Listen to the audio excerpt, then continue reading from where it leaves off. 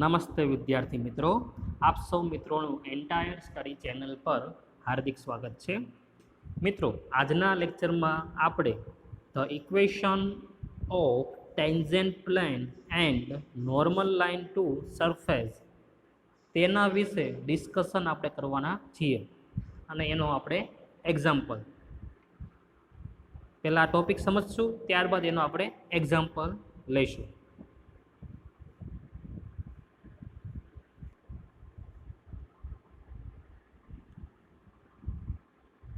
તો મિત્રો, આપણે ટોપિક ચાલુ કરતા પહેલાં આની પહેલાંના લેક્ચરમાં આપણે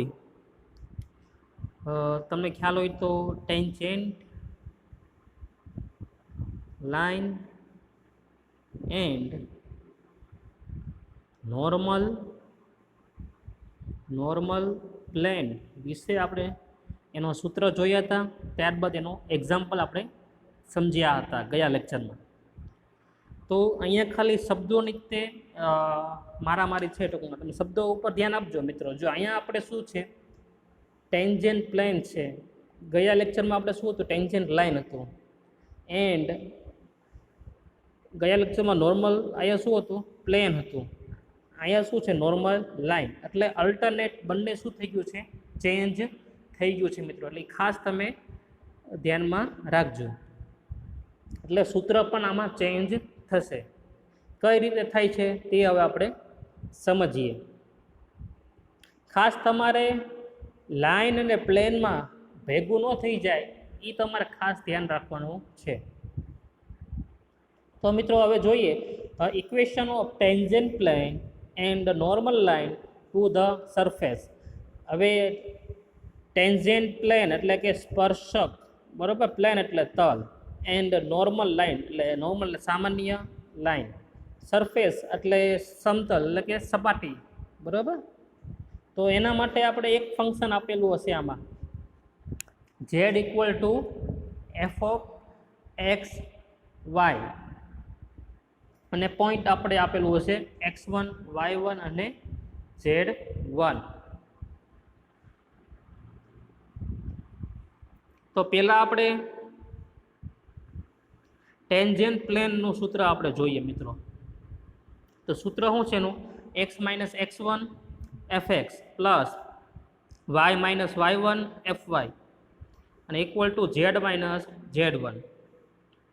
યાદ રાખવા માટે બહુ સિમ્પલ છે. જુઓ, પહેલાં x પછી y પછી z, x minus x1 y minus y1 અને છેલ્લે શું આવશે, z માઇનસ z1.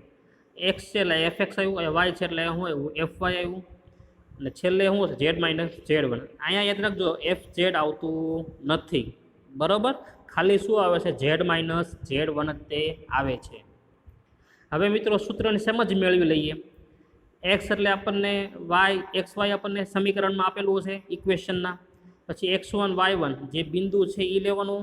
fx એટલે શું લેવાનું છે, સમીકરણનું એક્સને સાપેક્ષે વિકલન. fy એટલે સમીકરણનું વાયને સાપેક્ષે વિકલન. z એટલે આપેલું છે સમીકરણમાં, z1 એટલે બિંદુમાંથી લેવાનું છે, બરાબર. એ બધી કિંમત તમે આમાં મૂકો એટલે આપણને કોનું સમીકરણ મળી જશે, ટેન્જેન્ટ પ્લેનનું. હવે મિત્રો આમાં નોર્મલ લાઇનનું જોઈએ તો નોર્મલ લાઇનમાં હવે શું છે, આ બે વચ્ચે ગુણાકાર છે એ શું આવી જશે, ભાંગાકારમાં આવી જશે. એટલે જુઓ, એક્સ માઇનસ x1 છેદમાં fx આવી ગયું, સરવાળો છે ને શું આવી જશે, ઇક્વાલિટી. પછી આ Y minus y1 into fy છે એ શું આવી જશે, અંશ અને છેદમાં. ગુણાકાર છે એનું થઈ જશે ભાંગાકાર. આ સરવાળો ઇક્વાલિટી છે, બરાબર, એ તો એમનો રહેશે અહીંયા. પછી z માઇનસ z1 ને એના છેદમાં શું આવી જશે મિત્રો, -1 આવશે.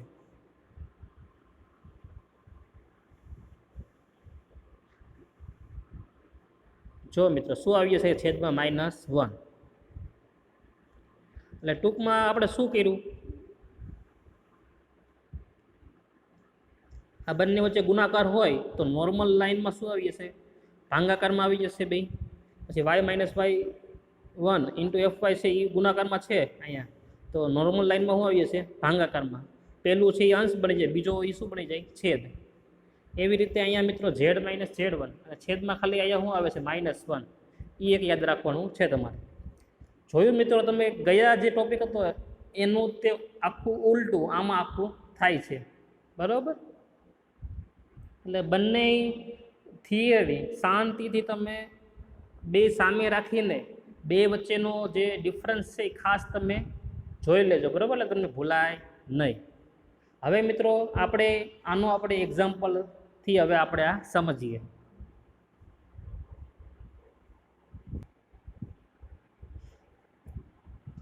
તો એક્ઝામ્પલમાં જે સ્ટેટમેન્ટ આપ્યું છે એ પાછી આપણે find the equation of tangent plane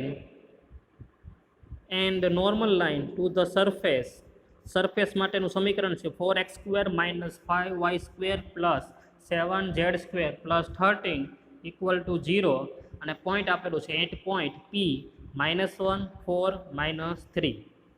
હવે ખાસ ધ્યાન રાખજો મિત્રો, શું આપણે ફાઇન્ડ કરવાનું કીધું છે ભાઈ? Tangent plane and normal line. Plane અને લાઇન, બરાબર, અને કોના માટે શોધવાનું છે તે ખાસ તમે યાદ રાખજો. હવે પહેલાં જે એક્ઝામ્પલ આપણે શીખતા હતા મિત્રો, કયા? ટેન્જન્ટ લાઇન અને નોર્મલ પ્લેનમાં. એમાં તમને ખબર હોય તો એમાં આપણને બે ઇક્વેશન આપેલા હોય છે અને પોઈન્ટ આપેલો હોય છે. હવે આવા પ્રકારના એક્ઝામ્પલમાં આપણને માત્ર એક જ તે એક્ઝામ્પલ એક જ તે શું આપેલું છે? ઇક્વેશન આપ્યું છે, અને એક આપણને શું આપ્યો છે? પોઈન્ટ આપેલો હશે. એટલે એક થ્રુ તમને યાદ રાખવા માટે એ તમને સરળ પડશે. આનાથી તમે યાદ રાખી શકશો. તો મિત્રો હવે જે આપણે એનો સોલ્વ કરીએ એક્ઝામ્પલ આપણે, તો જે ઇક્વેશન આપણને આપેલું છે પહેલાં તો આપણે સૂત્રમાં જોઈ લે કોની આપણને રિક્વાયરમેન્ટ છે. એમાં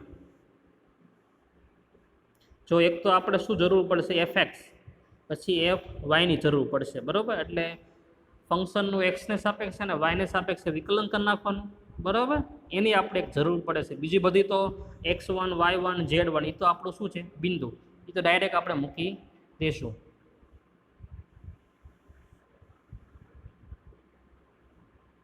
હવે મિત્રો જ્યારે આવા પ્રકારના એક્ઝામ્પલ આવતા હોય છે જેમાં ટેન્જન્ટ પ્લેન અને નોર્મલ લાઇન ગોતવાનું હોય અને સમીકરણ એક જ આપ્યું હોય, તો આવા સમીકરણમાં પહેલાં તમારે શું કરવાનું? સમીકરણમાંથી તમારે z² વાળું જે પદ હોય એને તમારે શું કરવાનું? એમાં કરતા બનાવી દેવાનું.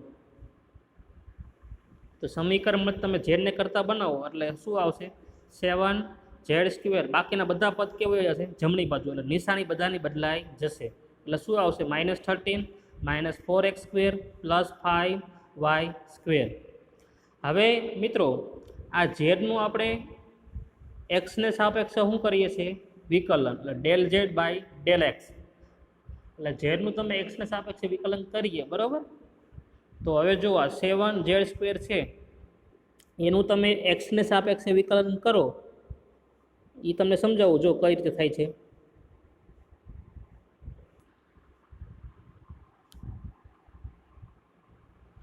તો મિત્રો હવે મેં તમને કીધું કે હવે આનું આપણે 7z² છે એનું આપણે એક્સને સાપેક્ષે આપણે વિકલન કરવાનું છે. એટલે શું થાય?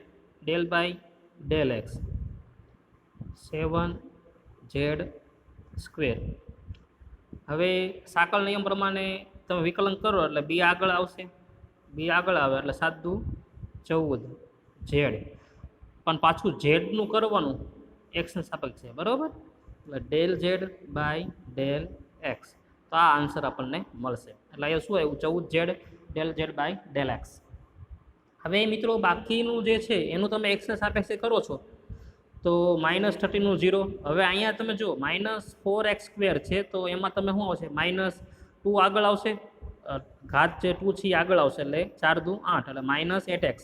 અને વાયનું તમે કરો છો એક્સને સાપેક્ષે તો ત્યારે વાય કેવો થઈ જશે? કોન્સ્ટન્ટ. એટલે એનું થઈ જશે 0.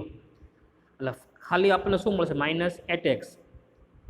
હવે મિત્રો તમને પ્રશ્ન થાય તો સર ઝેડનું પણ કોન્સ્ટન્ટ તરીકે તમે લ્યો તો ઝેડનું તમે એક્સને સાપેક્ષે કરો છો તો એ કોન્સ્ટન્ટ ન થઈ ગયું? તો એનો આન્સર એવો છે મિત્રો કે આપણે ઝેડ જે છે એ આપણા માટે અહીંયા શું બની જશે? ફંક્શન એફ તરીકે આપણે કન્સિડર કરીએ છીએ, એટલા માટે એનું 0 થશે નહીં.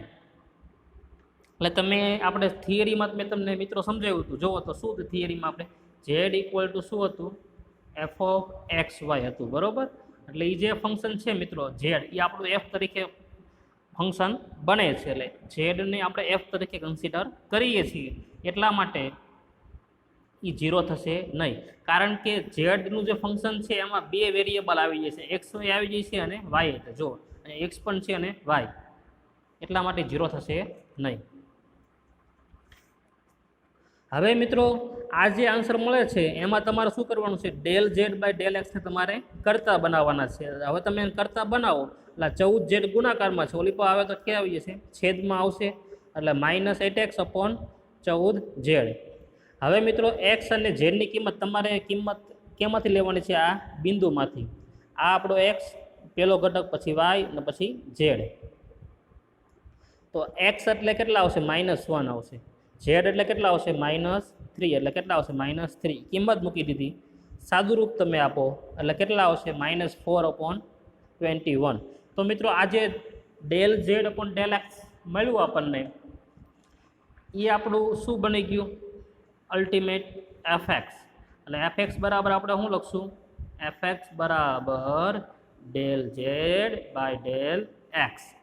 એટલે આ એક તમારે યાદ રાખવાનું છે, બરાબર, કે એફએક્સ એટલે આપણે શું લખી શકીએ, del Z by del X. હવે મિત્રો આગળ આપણે જોઈએ,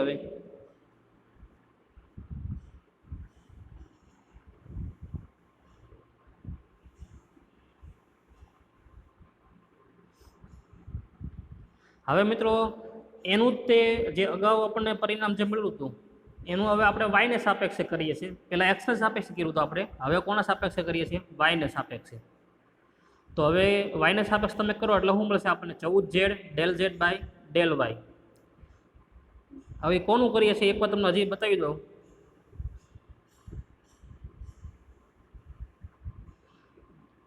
આઈનું, બરાબર, જે આ આપણને ઇક્વેશન મળે છે એનું આપણે વાયને સાપેક્ષે કરીએ છીએ.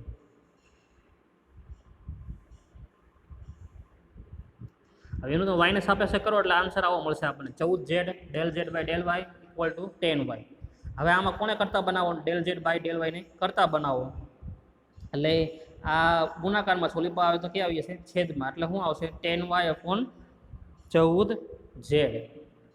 હવે મિત્રો વાયની કિંમત તમે બિંદુમાંથી જોવો તો વાય કેટલા છે, એમાં ઓલા જે પોઈન્ટ આપણને આપેલો છે એમાં 4 છે, અને ઝેડ કેટલા છે, -3. એ તમે કિંમત મૂકવા આવ્યા અને સાદું રૂપ આપો એટલે જવાબ કેટલો આવશે, 20/-21. તો હવે જે આપણે બેઝિક રિક્વાયરમેન્ટ હતી કોની, એફએક્સ અને એફવાય, એ આપણને મળી ગયું. આ જે મળે છે મિત્રો del Z by del Y, એને આપણે શું કહીશું, એફવાય. એટલે એફવાય ઇક્વલ ટુ શું થશે, del Z by del Y. The required equation of the tangent plane is, તો સૂત્ર પ્રમાણે, સૂત્ર તમે ખાસ જોતા જજો, બરાબર, કે સૂત્ર આપણે સાથે તમે જોતા જજો કે સૂત્રમાં શું છે. પહેલાં સૂત્ર જોઈ લઈએ આપણે, x-x1 fx plus y-y1 fy equal to શું છે મિત્રો, z-z1. હવે મિત્રો x એઝ ઇટ ઇઝ. હવે x1 તમે બિંદુમાંથી કિંમત જોવો તો કેટલી આવે છે, -1, માઇનસ પ્લસ. હવે fx એટલે શું થશે, મેં તમને કીધું અગાઉ જ કે fx એટલે તમારે લેવાનું છે ડેલ, fx એટલે તમારે શું લેવાનું છે મિત્રો, fx ઇક્વલ ટુ તમારે લેવાનું છે આપણે del Z by del X, બરાબર. પછી એટલે અહીંયા એફએક્સની તમે કિંમત મૂકો એટલે કેટલી આવશે, -4/21. પછી સૂત્રમાં તમને આગળ શું હતું, y-y1 શું હતું, fy. હવે y as it is, y1 એટલે બિંદુમાં તમે કિંમત જોવો શું છે, બિંદુમાં y1 એટલે 4, એટલે કેટલા આવશે અહીંયા, -4. હવે fy એટલે શું થઈ ગયું, આ આપણું fy છે, બરાબર. તો fyની કિંમત આપણને મળે છે 20/-21. અને ઇક્વલ જમણી બાજુ શું છે સૂત્રમાં, z-z1 છે. તો ઝેડ તો કેવો રહેશે, એઝ ઇટ ઇઝ. અને z1ની કિંમત તમે બિંદુમાં જોવો શું છે, -3 છે. તો માઇનસ માઇનસ થઈ જશે પ્લસ, એટલે ઝેડ પ્લસ શું આવશે 3. ઇન શોર્ટ મેં આમાં બીજું કાંઈ કર્યું નથી. શું કર્યું છે? ખાલી સૂત્રમાં આપણે કિંમત મૂકી છે.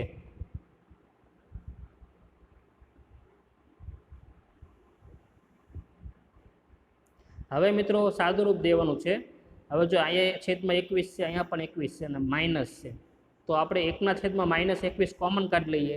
એ 1/-21 જે છે એને આપણે જમણી બાજુ લઈ જઈએ, બરાબર? એટલે આખું આવું બનશે x+1 × 4 y-4 × 20 અને -21 અહીંયા છેદમાં હતા ને એ જમણી બાજુ આવે લખી આવીએ છે ગુણાકારમાં, એટલે શું આવશે અહીંયા -21 × z+3. હવે આમાં આપણે મિત્રો સાદો રૂપ દઈએ તો 4 અંદર મલ્ટીપ્લાય થાય છે 4x + 4, 20 અંદર મલ્ટીપ્લાય કરો એટલે 20y અને 20 × 4 એટલે -80. હવે -21 અંદર મલ્ટીપ્લાય કરો એટલે કેટલા આવશે? -21z -63. હવે આમાં સાદુરૂપ દઈએ આપણે તો 4x 20y અને -21z છે એને ડાબી બાજુ લ્યો એટલે શું થઈ જશે? પ્લસ, એટલે આવું મળશે. એટલે જે બીજા નંબર જે વધ્યા છે એનું તમે સાદુરૂપ આપશો એટલે કેટલા આવે છે? 13 આવે છે. તો આ જે ઇક્વેશન મળી ગયું મિત્રો આપણને, એને શું કહીએ છીએ આપણે? The required equation of tangent plane. એ ટેન્જેન્ટ પ્લેનનું શું છે? ઇક્વેશન. હવે મિત્રો જે આપણને એક્ઝામ્પલમાં બીજી જે વસ્તુ માગેલી છે, શું માગેલું છે? નોર્મલ લાઈન હવે ફાઇન્ડ કરવાની છે આપણે. તો નોર્મલ લાઈન માટે આપણે મેં કીધું છે એમ, જે આપણે ટેન્જેન્ટ પ્લેનનું જે આપણને સમીકરણ મળે છે ને પેલું જ તે, એમાં જ તે આપણે ખાલી શું કરવાનું છે? એમાં ચેન્જીસ કરવાના છે ને, જે આપણે થિયરીમાં મેં તમને હમણાં સમજાવ્યું હતું. અહીંયા બે ગુણાકાર છે તો ગુણાકારનું શું થઈ જશે? ભાંગાકારમાં આવી જશે, એટલે અંશ અને છેદ થઈ જશે. પેલો હોય અંશ થઈ જાય, બીજું હોય શું થઈ જાય? છેદ. એટલે આ બેનો ગુણાકાર છે તો અહીંયા શું આવી જશે? અંશ અને છેદમાં. એવી અને અહીંયા સરવાળો છે તો અહીંયા શું આવી જશે? ઇક્વાલિટી, એટલે કે બરાબર આવી જશે. y-4 અને -20/-21, તો આ ગુણાકાર છે અહીંયા, તો એ શું થઈ જશે? અંશ અને છેદમાં, એટલે ભાંગાકારમાં આવી જશે. ઇક્વલ ટુ તમને ખબર હોય તો સૂત્રમાં શું છે? અહીંયા છેલ્લું સ્ટેપ આવું છે z-z1 સૂત્રમાં છેદમાં -1. -1 જે છે મિત્રો એ તો શું છે? સૂત્રના નિયમના છે, એટલે -1 તો એઝ ઇટ ઇઝ. હવે z1 જે આવે છે મિત્રો, z1 આપણે તમે જુઓ તો કેટલા છે? -3, માઇનસ માઇનસ પ્લસ, એટલે શું મળે છે? z+3. હવે મિત્રો આનું આપણે સાદું રૂપ દઈએ તો બધામાં જો માઇનસ છે છેદમાં, એટલે માઇનસ તો બધા શું થઈ ગયા? કેન્સલ. હવે મિત્રો છેદનો છેદ ક્યાં આવશે?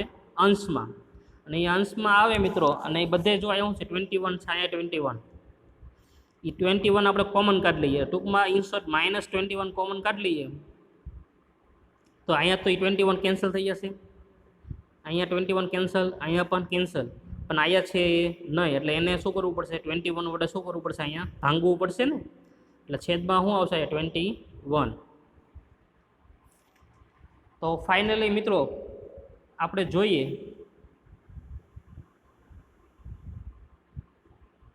જે એક્ઝામ્પલમાં આપણી પાસે માંગ્યું હતું, શું? Tangent plane and normal line.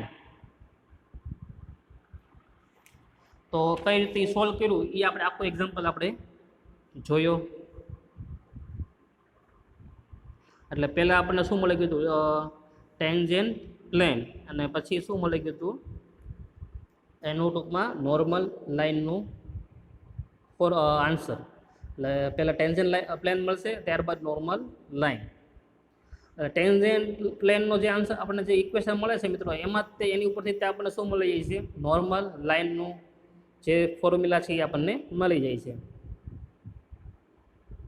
હવે મિત્રો આ રીતે આપણે અગાઉના લેક્ચરમાં આપણે તમને ખબર હોય તો ટેન્જેન્ટ લાઇન અને નોર્મલ પ્લેન જોયું કરવા માટે, અને આ લેક્ચરમાં આપણે tangent plane and normal line to the surface માટે આપણે ચર્ચા કરી. ત્યારબાદ એના એક્ઝામ્પલ જોયા હતા. હવે મિત્રો થોડાક એક્ઝામ્પલ હું તમને પ્રેક્ટિસ માટે આપું છું. એ એક્ઝામ્પલના જે PDF ફાઇલ હું તમને ગ્રુપમાં મૂકી દઈશ, બરાબર? એટલે જ્યાં તમે અટકાવો તો ત્યાં તમે એનો સોલ્યુશન જોઈ શકો. તો એ 3-4 એક્ઝામ્પલ છે, બરાબર? જે એક્ઝામ્પલ આપણે આ તે મેથડથી આપણે એ સોલ્વ કરવાના છે. એમાં કશું નવું છે નહીં, ખાલી રકમ ચેન્જ થશે, ખાલી એના સમીકરણો બદલાશે અને બિંદુ બદલાશે. મેથડ તો આપણે આ જ તે રહેશે. કંઈ પણ તમે અટકો તો મને તમે પ્રશ્ન તમે પૂછી શકો છો. તો એ જે એક્ઝામ્પલ છે હું તમને ગ્રુપમાં મૂકી દઈશ. તો હવે નેક્સ્ટ લેક્ચરમાં આપણે નવા ટોપિક સાથે હવે આપણે મળીશું.